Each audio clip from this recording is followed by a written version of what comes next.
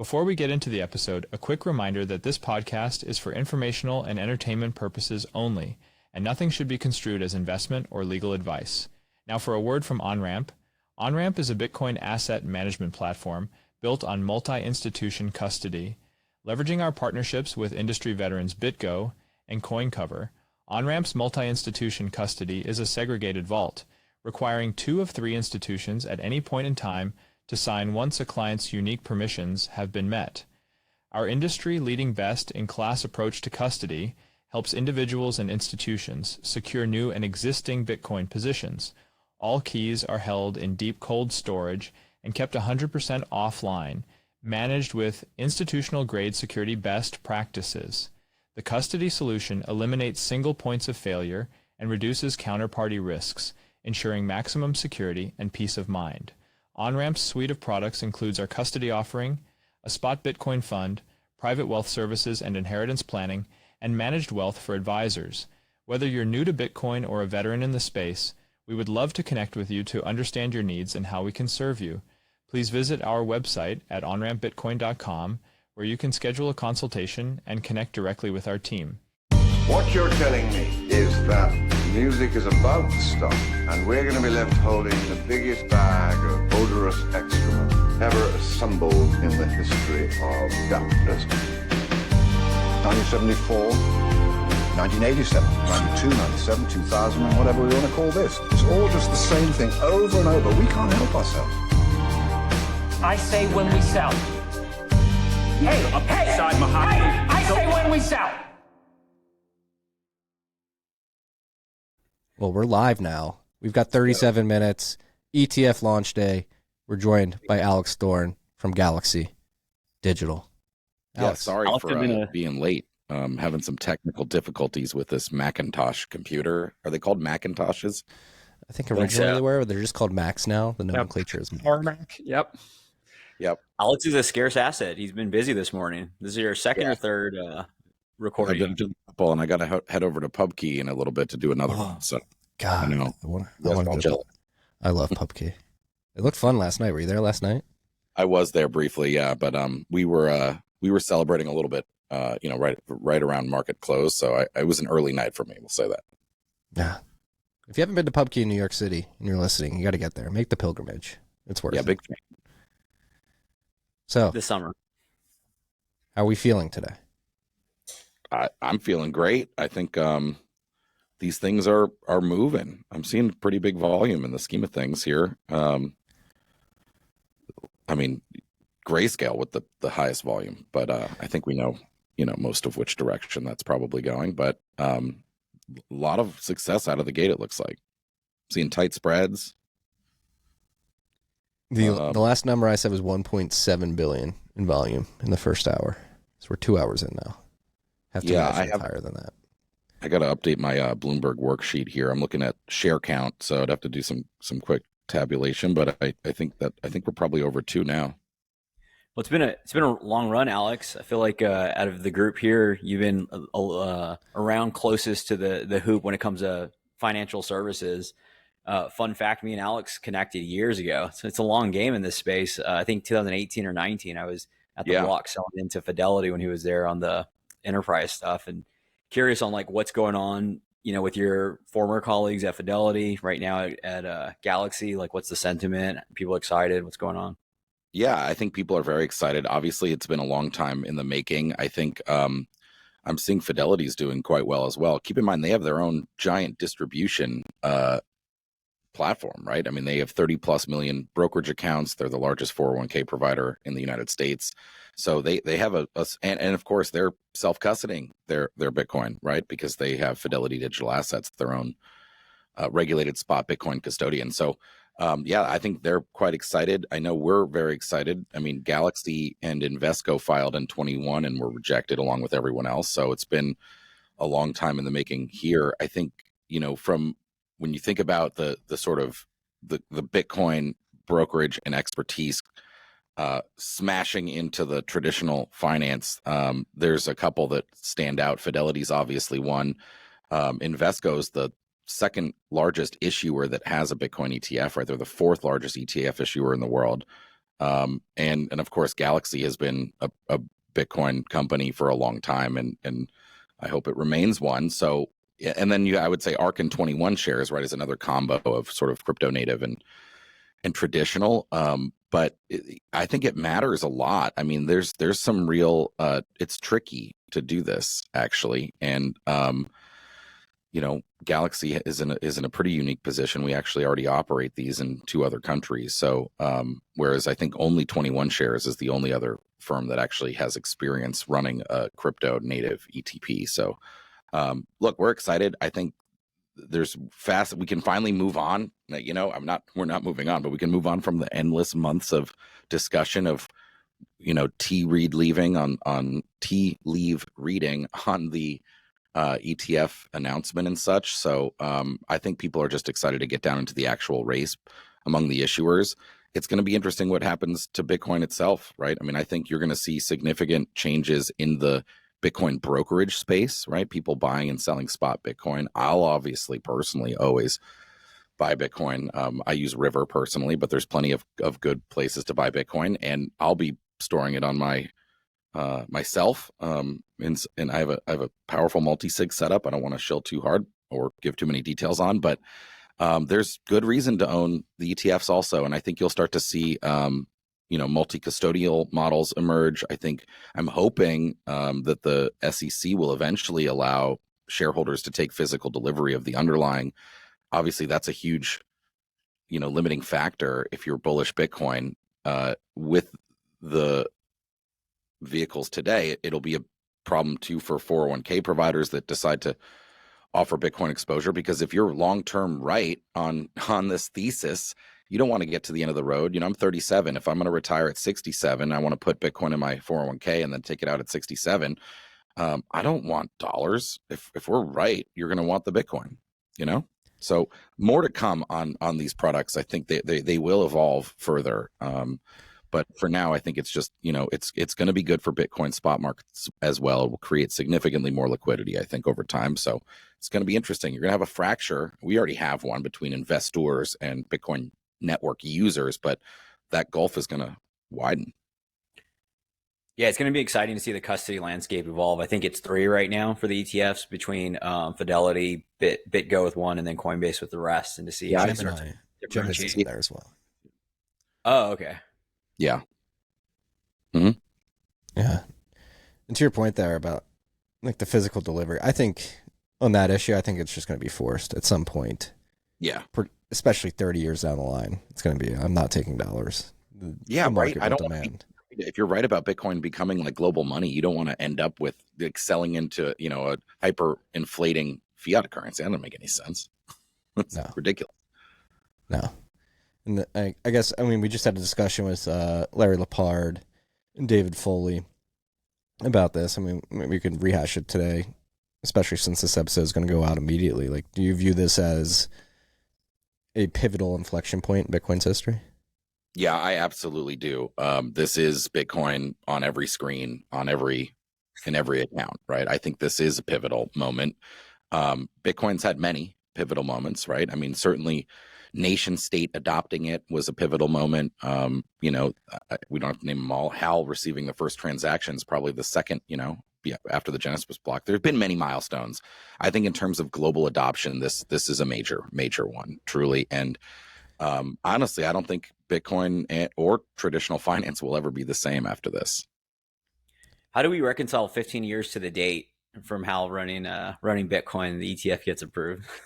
Yeah, I know. It's really poetic. Luckily, anything that happens in early January is always going to line up with one of these big days, whether it's the Genesis block or the first transaction or or Hal's tweet or whatever, right? That's the first tweet about Bitcoin basically ever.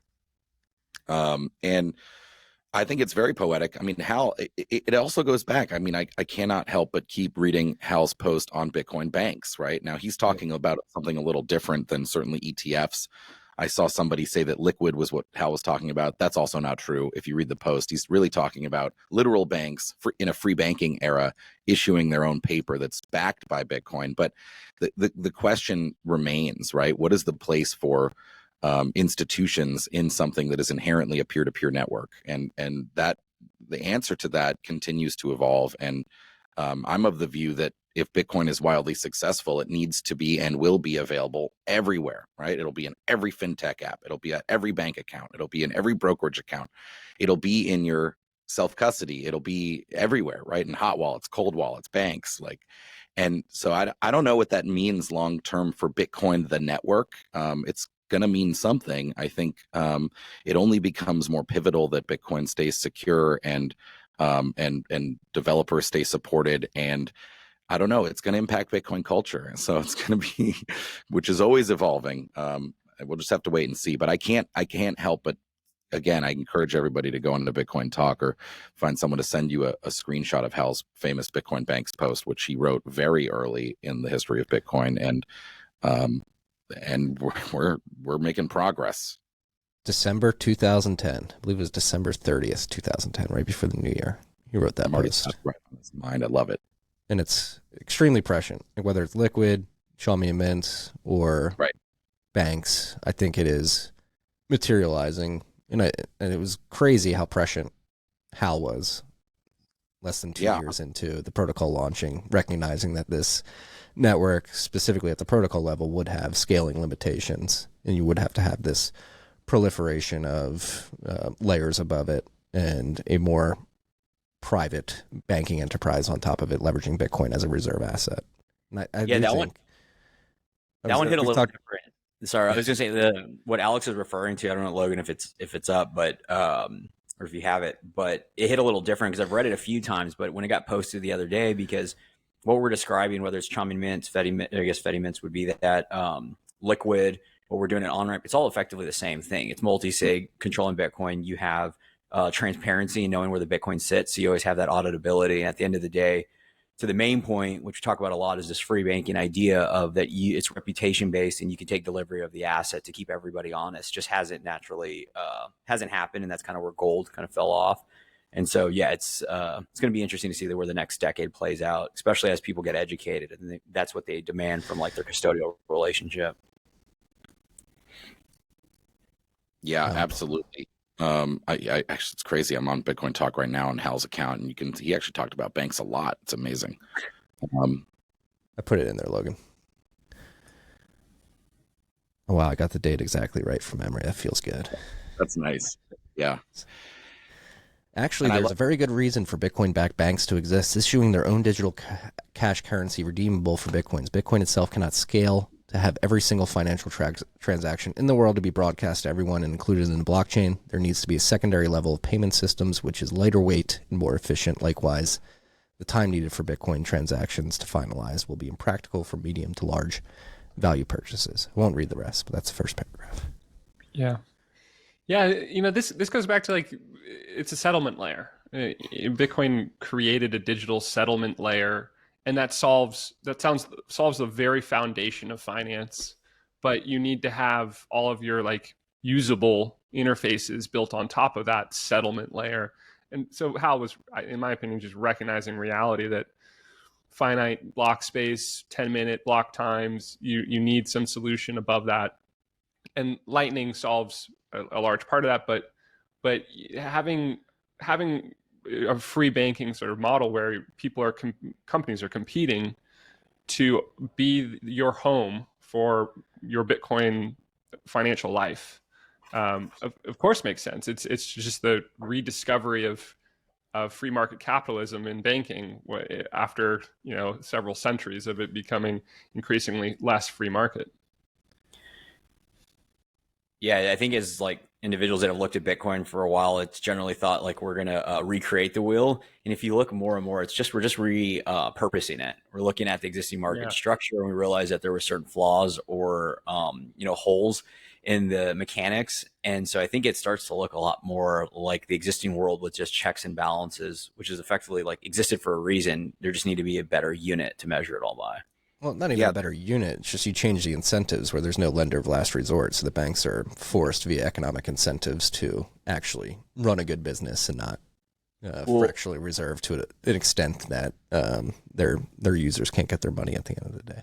I mean the unit in the sense of I joke around, and I kind of don't joke around. It's the difference between gold and Bitcoin is multi-sig. like that unit and the programmatic ability to like have it segregated within different entities is what will keep us from doing what, in my opinion, what happened with gold, where it's centralized and you ended up too many paper claims on the unit. Yeah, I think, I mean, it comes down to what you either want Bitcoin to be or think Bitcoin will be. I mean, if everything ends up in, let's say, a layer of centralized intermediaries like banks or like ETFs or whatever, right? Then it probably does mean Bitcoin is no longer going to be used for unstoppable payments, right? But even in, which I don't like, right? I don't want that to happen. I don't think anyone does. That's why we need also proliferation of truly decentralized layers that we can do Bitcoin with. But I would say that even in that world, you could still take on the dollar, right? It can still become the world's reserve asset. It may not be used for payments, but it can, because Bitcoin is doing multiple things, right? It's simultaneously challenging the never-ending inflating fiat money supply. That can still work if it's Bitcoin banks that are the primary holders and users of it, right? That can still win. But if you want it to be for unstoppable payments as well, then we need something more, right? It can't only be that. And luckily, there's a lot of people working on that stuff. So it absolutely is unstoppable payments and a store of value today that can't be inflated. But you know, there's the forks in the road in the future will lead us down different directions. And I want it all, right? I want both. I want everything. So I'm very supportive of people using Bitcoin for payments and in a non-custodial, self-custodial way. I think that's the obvious core of how Bitcoin should be used and will be used. I don't think that the ETFs, for example, challenge that. I just think that they grow the base of users, and that's why I say I think it's so important. I hope that eventually these ETFs will allow physical delivery, because then you're first of all, that reduces significantly the trade-off that you're making by owning the ETF and not the physical underlying. I love calling Bitcoin spot physical. I think it's hilarious, right? Because you'd be able to get it out theoretically, right? And right now you can't, right? So if you own this ETF, you can't send the shares like it's money over the Bitcoin network. So it's not for payment, those vehicles, and you can't get the Bitcoin itself out. So all you can do is just rely on, the DTCC and your brokerage and the issuer, right, to honor its value and operate it well. And luckily there are very trustworthy issuers here. And, I trust personally that stocks that I own at Fidelity are actually being held there or whatever, right? But we shouldn't have to trust. So I'd love to see them evolve and offer that physical delivery one day. Thanks for tuning in. If you're interested in exploring any of these topics further or want to learn more about how we can help you secure a new or existing Bitcoin allocation, get in touch with our team at onrampbitcoin.com. We look forward to supporting you on your Bitcoin journey. Alex, the mental model I have right now, at least for these ETFs, is that classic Trojan horse meme, of bringing into the citadel of mainstream America. Wall Street is introducing these wonderful Bitcoin ETFs, and I can't help but feel that as people invest a little bit into these Bitcoin ETFs, they learn a little bit more about Bitcoin. They start to value the properties of actual Bitcoin, and want that as maybe in addition to their allocation in the ETF. And then what's inside the Trojan horse is Bitcoin adoption, because people are learning about Bitcoin and flipping the script entirely, where we've had 15 years of just kind of baseless FUD floating around in the media, and now there's going to be Wall Street singing the praises of Bitcoin as an asset, and people coming around to its properties as being desirable. And some of those are attained through the ETF, but some of those, especially if you can't redeem in kind, live outside of the ETF. Any thoughts on your perspective on, is that part of how this plays out, or your thoughts around that? Yeah, I think it's going to play out. It's going to be tricky. I mean, I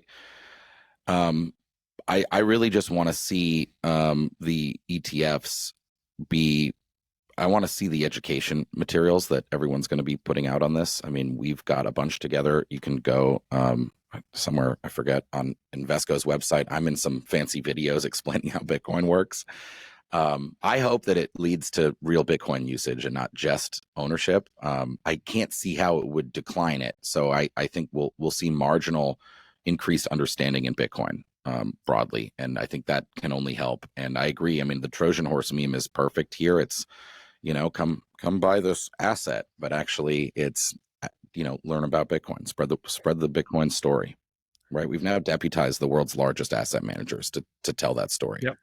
There it is. Yeah, it's Logo. pretty unreal. Yeah, there it is. We're now. I think for me, the demarcation point is, Bitcoin's gone public today, but really, what's different is that now TradFi is going to sing the praises of Bitcoin, and that creates this pretty strong demarcation in the history of Bitcoin, where the mainstream goes from 15 years of just general Bitcoin is bad to now, now and into the future, TradFi having an incentive to educate and to praise Bitcoin, to inform the public about why this is actually a really cool asset that you should consider including in your portfolio.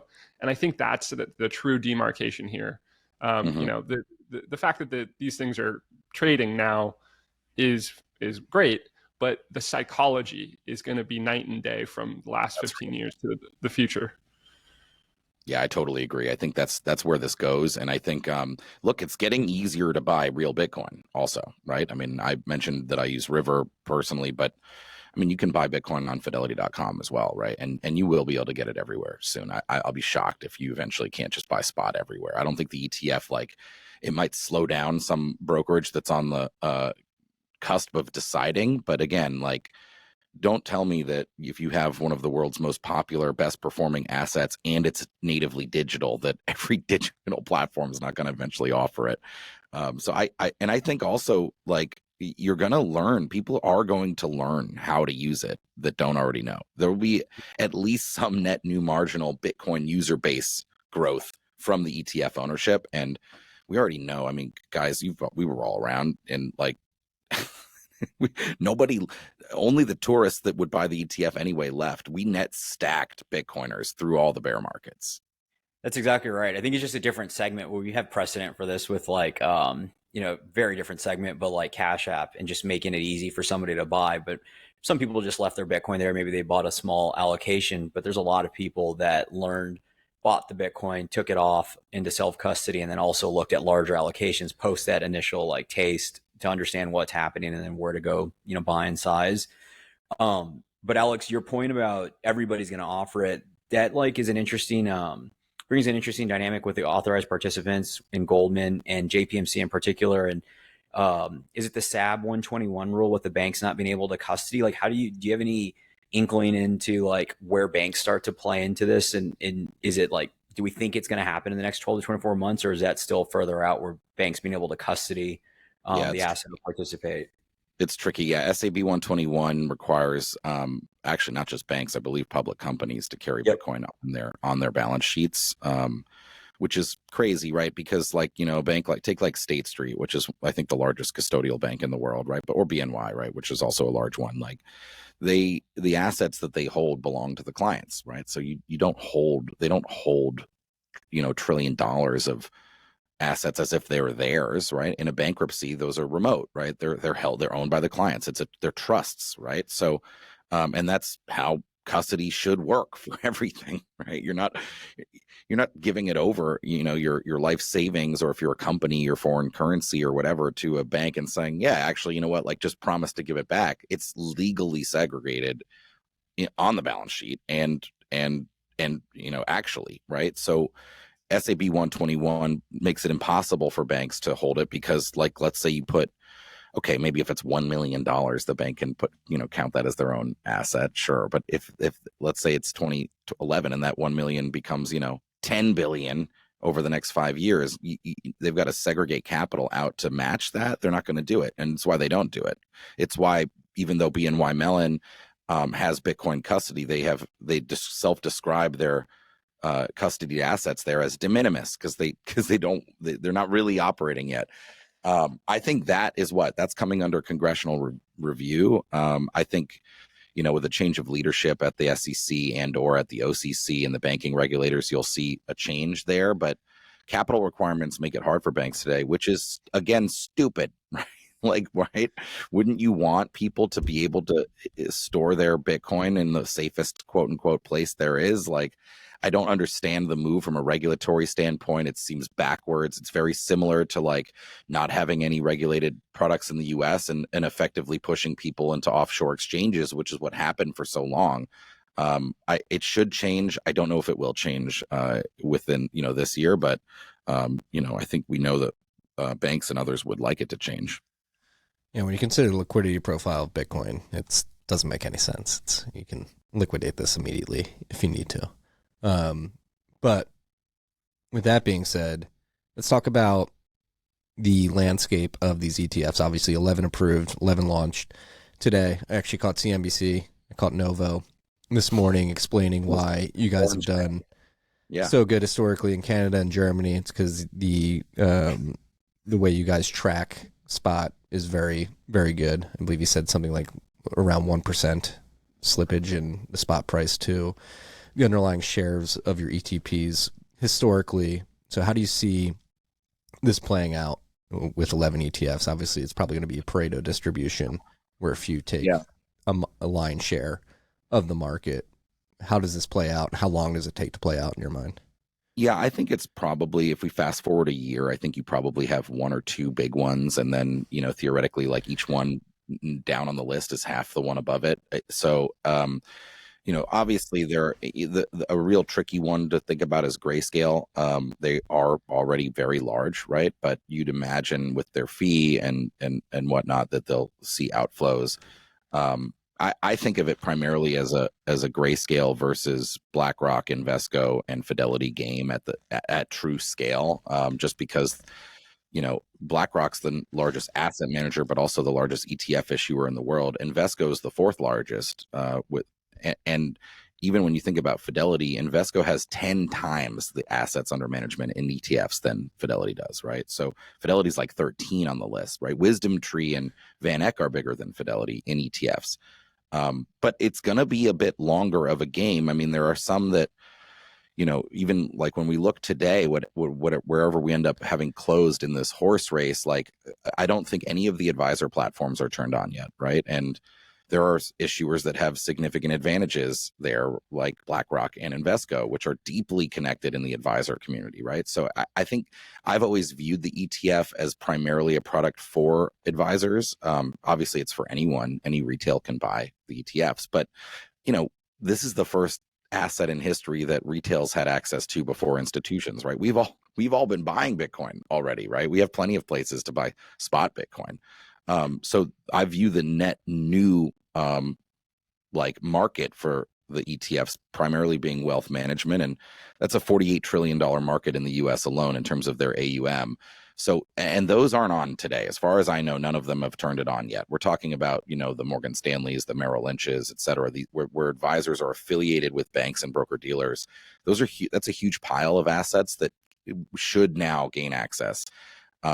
So, there's a couple games here, right? I mean, I think day one flows matter, day 7-day flows matter, 3 months, 6 month, a year. It could look different. I don't think you're going to see 11 a year from now with meaningful assets under management, but there'll be a couple, and I think there'll be a few big ones. I think we just sort of have to wait and see. There is more to it. These are not all created equal, right? I mean, I know, again, I talk about wanting to see a multi-custodial model.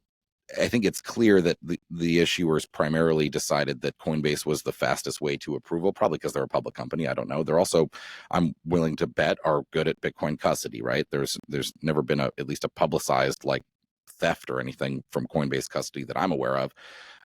But it's not just that, right? It's where and how you execute, who your authorized participants are, how many liquidity providers you have.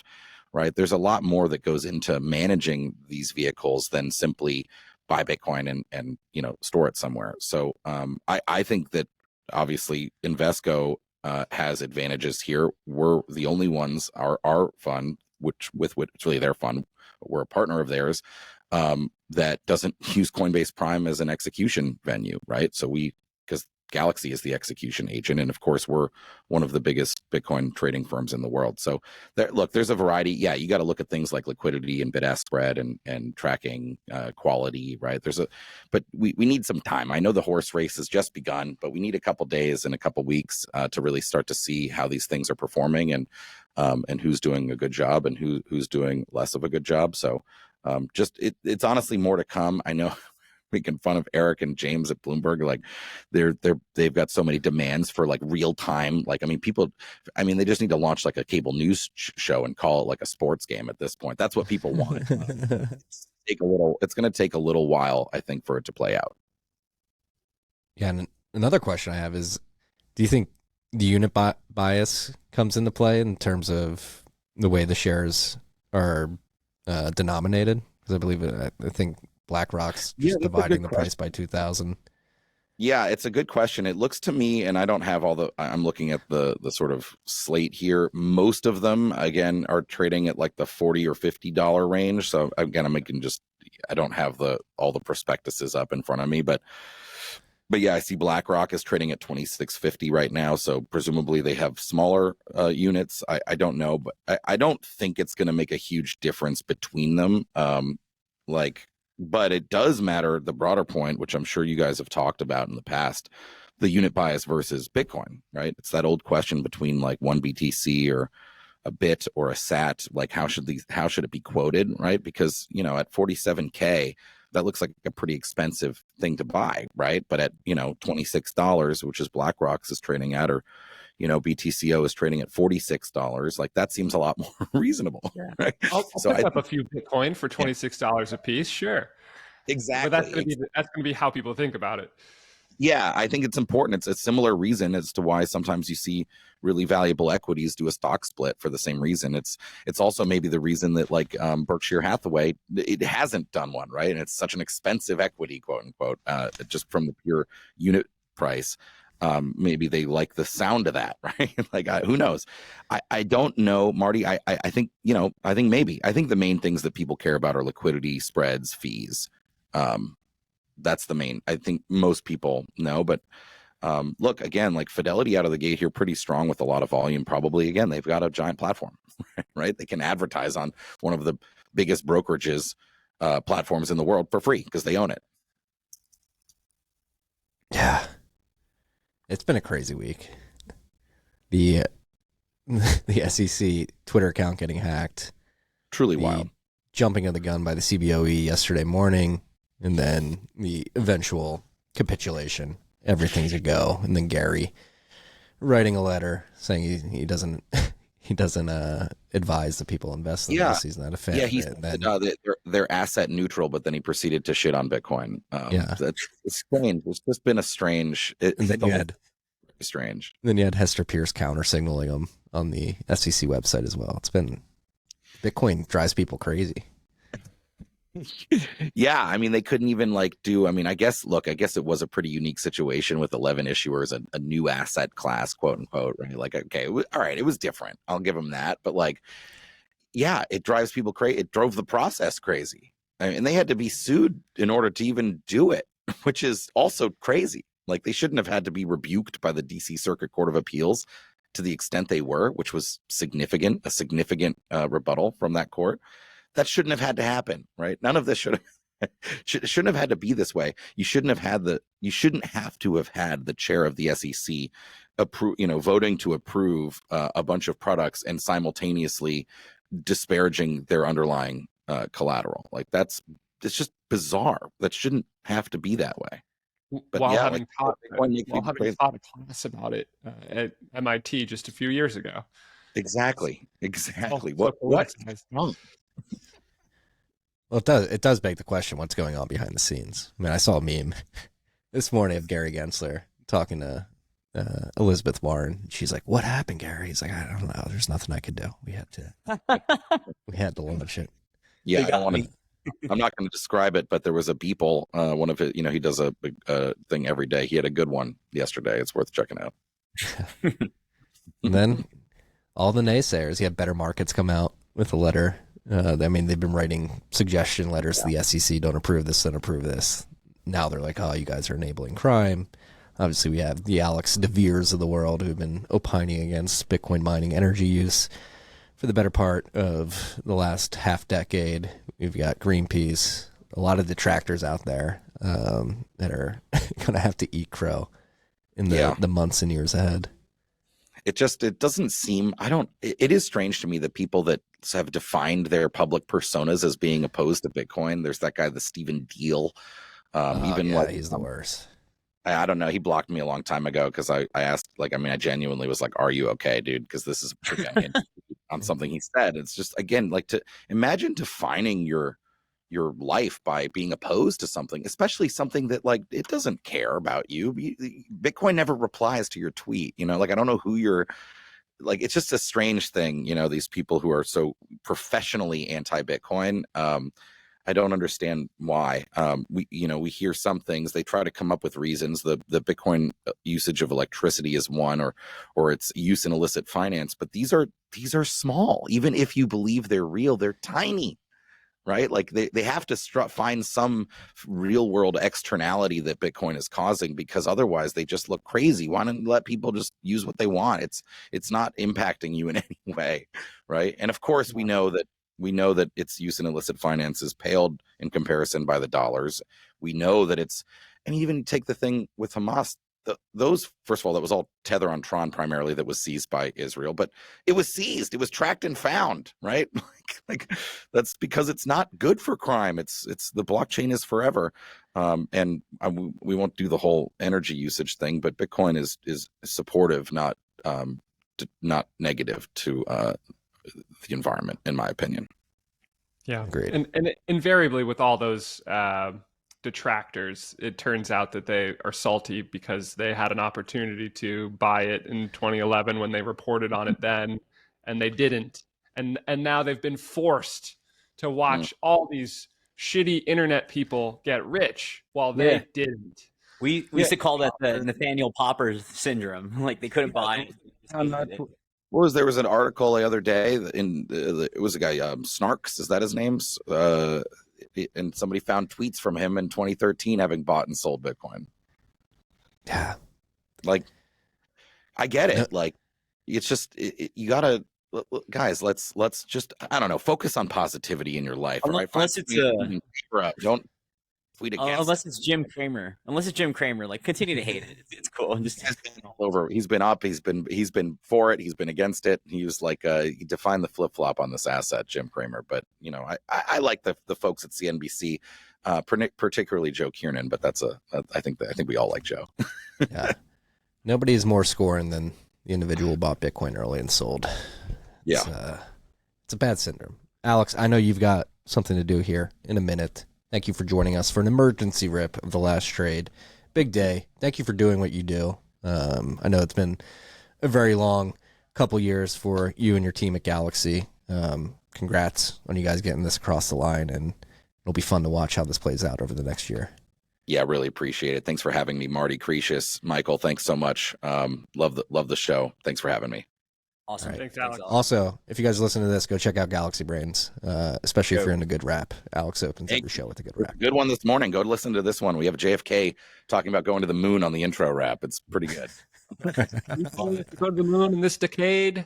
Yes, and do the other things. Not because they are easy, but because they are hard. It's a great speech. All right, guys. Thanks so much. All right. See you, Alex. See you guys.